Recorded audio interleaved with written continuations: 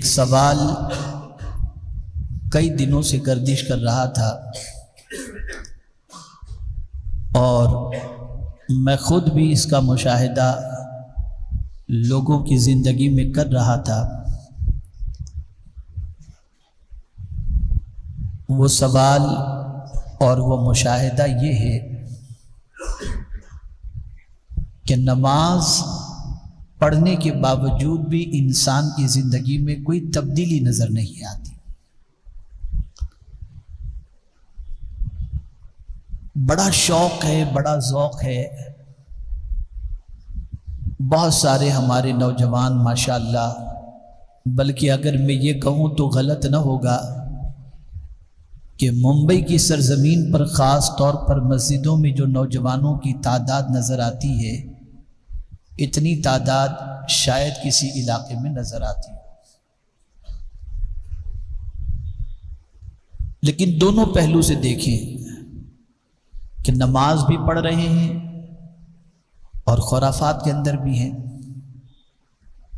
نماز بھی پڑھ رہے ہیں، برائیوں میں ڈوبے ہوئے بھی ہیں، نماز بھی پڑھ رہے ہیں اور راتوں کو اپنی آنکھوں کو گندی بھی کر رہے ہیں۔ تو سوال یہ پیدا ہوتا ہے کہ ایسی نماز پڑھنے والوں کے بارے میں جو تاخیر سے نماز پڑھتے ہیں، وقت گزرنے کے بعد نماز پڑھتے ہیں، یا نماز کو اس کے ارکان کے ساتھ صحیح طور پر ادا نہیں کرتے، ان کے بارے میں قرآن کا کیا حکم ہے؟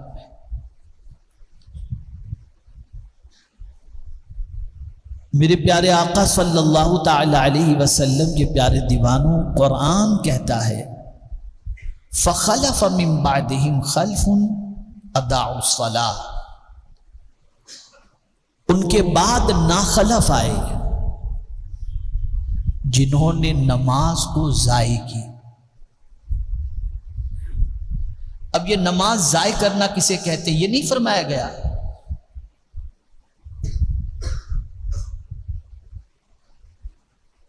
کہ نماز کے حوالے سے ان کے اندر کوئی چستی نہیں ہے۔ نماز ضائع کرنے کے بارے میں فرمایا گیا، اس سے مراد قضا کرنا بھی ہے، چھوڑ دینا بھی ہے، اور اس سے مراد مفسرین یہ بھی فرماتے ہیں کہ نماز کے وقت کے گزرنے کے بعد پڑھنا۔ جیسا کہ میں دیکھتا ہوں ممبئی کے اندر کہ مغرب کا وقت قریب قریب ہوتا ہے تو عصر کی نماز پڑھنے چلے جاتے ہیں، ظہر کا وقت آخر میں ہوتا ہے، عصر کے قریب قریب ہوتا ہے تو ظہر پڑھتے ہیں،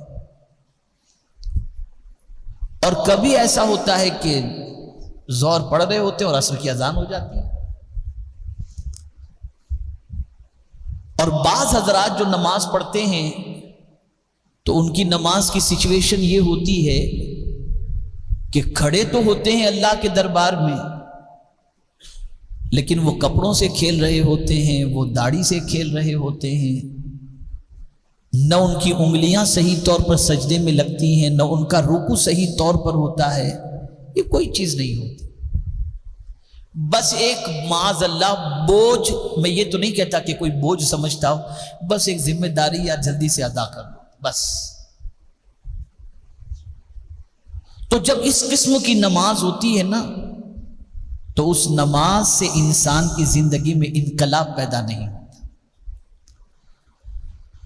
اور ایسی نماز جو وقت گزرنے کے بعد ادا کی جاتی ہو، یا وہ شخص جو نماز قضا کرتا ہو، یا وہ شخص جو نماز کو اس کے ارکان کے ساتھ صحیح طور پر ادا نہ کرتا ہو، اس کے بارے میں جانتے ہیں قرآن نے کیا کہا؟ فَسَوْفَ يَلْقَوْنَ غَيًّا، ان قریب وہ غی سے ملے گا، جنگل میں جا گرے گا۔ یہ غی کیا ہے؟ چونکہ اب تو مسلمان کی پوزیشن ایسی ہو چکی کہ بڑا بے باک ہو گیا، اس کو قیامت کی عذاب سے ڈرا مولانا دیکھا جائے گا، معاذ اللہ، قبر کی عذاب سے ڈراؤ مولانا ٹھیک ہے بس اللہ معاف کرنے والا ہے۔ اتنی بے باکی ہو گئی، اتنی بے باکی ہو گئی کہ سب سے زیادہ اگر مسلمان کسی سے بے خوف ہے تو وہ اللہ سے بے خوف، اللہ کا ڈر نکل گیا۔ اللہ کا خوف نکل گیا۔ کیا وجہ تھی کہ صحابہ کرام علیہم الرضوان نماز پڑھتے تھے تو تیروں کی بوچھار ہوتی تھی، انہیں پتہ نہیں چلتا تھا۔ کیا وجہ تھی کہ صحابہ کرام علیہم الرضوان نماز پڑھتے تھے تو ان کی نماز سے ان کی زندگی میں وہ ترقی اور وہ انقلاب پیدا ہوتا تھا جس کی کوئی انتہا نہیں۔ اور آج نہ نماز قضا کرنا انسان گناہ سمجھتا ہے، نہ نماز چھوڑنے کے بعد اسے کوئی افسوس ہوتا ہے کہ یہ کیا ہو گیا، مجھ سے کتنی بڑی غلطی ہو گئی۔ نہیں، کچھ بھی نہیں۔ بلکہ بعض ماؤں کا معاملہ تو یہ ہے کہ بڑا اپنے بچے سے پیار کرتے ہیں، اور رات کو 2 بجے 3 بجے بھٹک کر کے بچہ آیا تو صبح نماز کے لیے نہیں اٹھاتے۔ اگر باپ نے کہتے نماز کے لیے اٹھاؤ، میرا لال بہت تھک کر آیا، اس کی نیند خراب ہو جائے گی۔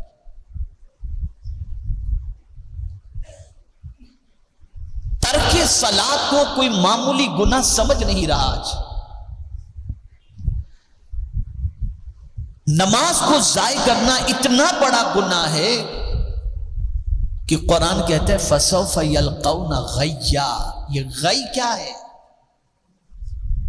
آپ کو بتاؤں، جہنم اتنا گہرا ہے کہ اگر ایک کنکر جہنم کے کنارے سے پھینکا جائے تو تہ میں جانے کے لیے 70,000 سال لگتے ہیں۔ اتنا گہرا ہے جہنم۔ اور اسی جہنم کے اندر ایک وادی ہے، ایک کنواں ہے، اس کنویں کا نام غی ہے۔ یہ میں کس سے کہانی نہیں سنا رہا، یہ قرآن کی بات کر رہا ہوں جس کے ایک ایک حرف پر آپ کا بھی ایمان ہے، ہمارا بھی ایمان ہے۔ اور اگر قرآن کے ایک نقطے پر بھی کوئی ایمان نہ رکھے تو گیا کام سے۔ ہم سب قرآن کے ماننے والے۔ اس قرآن نے یہ کہا فَسَوْفَ يَلْقَوْنَ غَيًّا۔ یہ غی کیا ہے؟ یہ جہنم کے نچلے حصے میں ایک کنواں ہے۔ کیا ہے اس کنویں کے اندر؟ اس کنویں میں جہنمیوں کا خون اور جہنمیوں کا پیپ رکھا ہوا ہے، اور وہاں پر اس بندے کو ڈالا جائے گا جو نماز کو قضا کرتا ہے، نماز کو ضائع کرتا ہے۔ یہاں کوڑا کرکٹ اگر موجود ہو، کچرے کا ڈھیر ہو، کچھ مری ہوئی چیز یا کچھ گندگی بدبو آ رہی ہو، فوراً فون کرتے ہیں میونسپلٹی والے کو، بھائی آ کے اٹھا کے جا، بیمار پڑ جائیں گے لوگ۔ تو جہاں جہنمیوں کا پیپ رکھا جاتا ہو اور وہاں جہاں خون رکھا جاتا ہو، وہاں کی بدبو کتنی خطرناک ہوگی۔ اس میں اس شخص کو ڈالا جائے گا جو نماز کو ضائع کرتا ہے۔ میں بہت توجہ چاہوں گا، صحابہ کرام علیہم الرضوان کے نزدیک مسلمان اور کافر کے درمیان جو چیز فرق کرنے والی تھی وہ نماز۔ صحابہ جب کسی کو دیکھتے کہ یہ نماز نہیں پڑھتا تو سمجھتے تھے کہ یہ کافر ہے، اس لیے نہیں پڑھتا۔ یہ آئیڈینٹی تھی۔ میں تھوڑی تلخ بات کرنے جا رہا ہوں، الحمدللہ پکا سنی ہوں اللہ کے فضل و کرم سے۔ میری تو تمنا ہے کہ مروں تو کوئی وہاں بھی جنازے کو کاندھا بھی نہ دے، الحمدللہ۔ لیکن میں دیکھ رہا ہوں کہ ہمارے مسلمان بھائی جو ہیں کبھی جلوس میں، کبھی عرس کی تقاریب کے اندر نمازوں کو آسانی سے چھوڑ دیتے ہیں اور اس کو وہ اہمیت نہیں دیتے، الا ماشاءاللہ۔ سب کی بات نہیں کر رہا ہوں، ماشاءاللہ اب تو کافی چینجز آ رہی۔ میں نے بہت ساروں کو دیکھا کہ مغرب کی اذان کا وقت ہوتا ہے، آستانے پہ کھڑے ہو کے سلام پیش کرنے، فاتحہ پڑھ رہے ہیں، مسجد میں نماز کے لیے نہیں جائے۔ یہ نہیں پوچھا جائے گا کہ اللہ کے ولی کی بارگاہ میں گئے تھے یا نہیں، یہ ضرور پوچھا جائے گا کہ نماز تم نے ادا کی تھی کہ نہیں۔ نماز پڑھو، پھر ان کی چوکھٹ پر بیٹھ جاؤ۔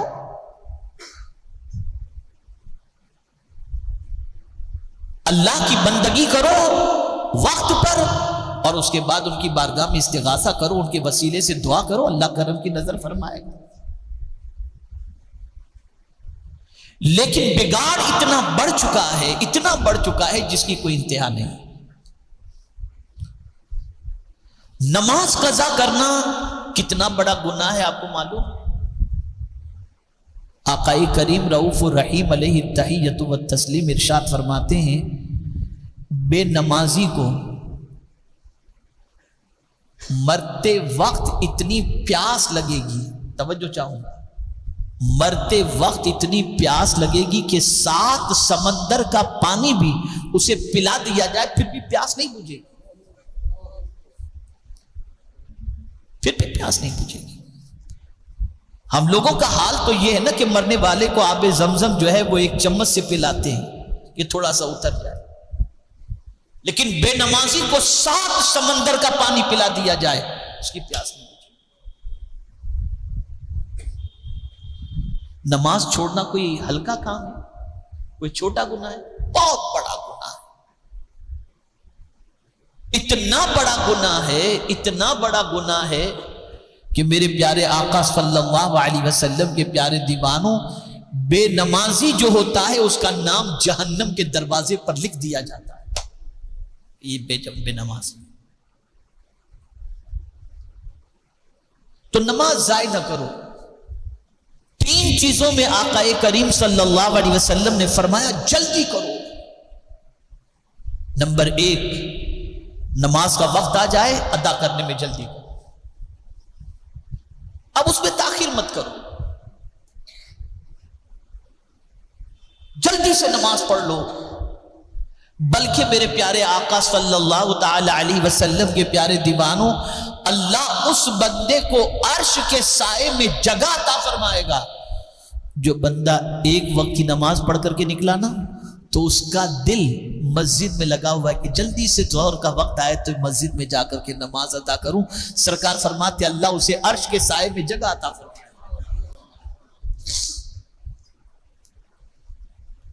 نماز کی فکر کرو۔ اور وہ لوگ جو نماز میں ادھر ادھر دیکھتے ہیں، جو نماز میں کپڑے، داڑھی، کھجلی، یہ سب ساری چیزیں جو کرتے رہتے، توجہ نہیں ہوتی، بس ایسے ہی کر رہے ہیں، تو جب کوئی نماز میں ادھر ادھر دیکھتا ہے تو اللہ کی رحمت اس بندے سے پکارتی ہے، کیا مجھ سے بھی اچھا کوئی ہے جسے تو دیکھ رہا؟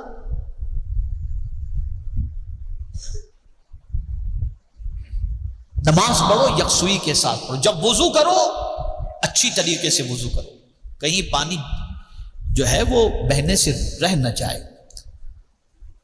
چھوٹی فضیلت ہے وضو کی، آقا کریم صلی اللہ علیہ وسلم ارشاد فرماتے ہیں جب کوئی وضو کرتا ہے، چہرہ دھوتا ہے تو چہرے کے گناہ معاف ہو جاتے ہیں، کلی کرتا ہے منہ کے گناہ معاف ہو جاتے ہیں، ہاتھ دھوتا ہے ہاتھ کے گناہ معاف ہو جاتے ہیں، پیر دھوتا ہے پیر کے گناہ معاف ہو جاتے ہیں، اور اگر وضو سے پہلے بسم اللہ پڑھ لے اللہ پورے جسم کے گناہوں کو معاف فرما دیتا ہے۔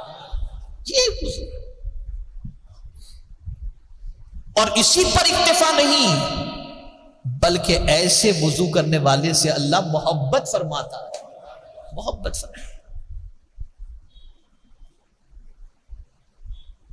جب آ ہی گئے ہیں مسجد میں، نماز کا ارادہ کر ہی لیا ہے تو پھر اچھی طریقے سے پڑھو۔ اب کیسے پڑھو؟ نماز پرفیکٹ کیسے ہوگی؟ کوئی تصور تو ہو ذہن کے اندر کہ اس تصور کے ساتھ اگر ہم نماز پڑھیں تو ہماری نماز اچھی طریقے سے ہو۔ میرا اکثر جو ہے وہ سیلنگ سے جانا رہتا ہے تو ڈرائیور جو ہے ٹیکسی ڈرائیور وہاں گاڑی سلو کر دیتا ہے، حضرت یہاں پر 60 کی اسپیڈ سے زیادہ نہیں چلا سکتے ورنہ ابھی کیمرے میں آ جائیں گے کہ میرا دیکھ رہا ہے اسپیڈ سلو ہو گئی، تصور ذہن کے اندر آیا۔ اب حضور سے پوچھتے ہیں یا رسول اللہ صلی اللہ علیہ وسلم نماز کیسے ادا کریں؟ تو بس اس حدیث کو ذہن میں محفوظ کر لو، پھر نماز پڑھو، نماز کی لذت محسوس ہوگی۔ آقا کریم صلی اللہ علیہ وسلم فرماتے ہیں نماز اس طرح پڑھو جیسے تم خدا کو دیکھ رہے ہو، اور اگر یہ تصور قائم نہیں ہوتا تو یہ تصور قائم کرو کہ وہ تمہیں دیکھ رہا. اب ظاہر سی بات ہے جب یہ خیال آ جائے کہ وہ دیکھ رہا ہے تو ہمارا رب دیکھ رہا ہو تو ہمیں نماز میں کتنی اچھی طریقے سے سارے ارکان ادا کرنے چاہیے. تو اس تصور کو جمع کر کے نماز ادا کرو. نگاہوں کو سجدے کی جگہ پر، رکوع میں جاؤ تو انگوٹھے کی طرف، یہ ان ساری چیزوں کا خیال کرو. انشاءاللہ العظیم زندگی رہی تو میں اس کو تھوڑا سا سمجھانے کی مزید کوشش کروں گا تاکہ جو محنت آپ کر رہے ہیں نماز کے سلسلے میں اس محنت کا صحیح معنوں میں آپ کو ثمرہ بھی ملے، پھل بھی ملے، اور ہم سب کی نماز بھی درست ہو جائے. اللہ رب العزت جل جلالہ آقا کریم رؤوف الرحیم علیہ التحیۃ و تسلیم کے صدق و طفیل ہم سب کو نماز ضائع کرنے سے بچنے کی توفیق نصیب فرمائے. اللہ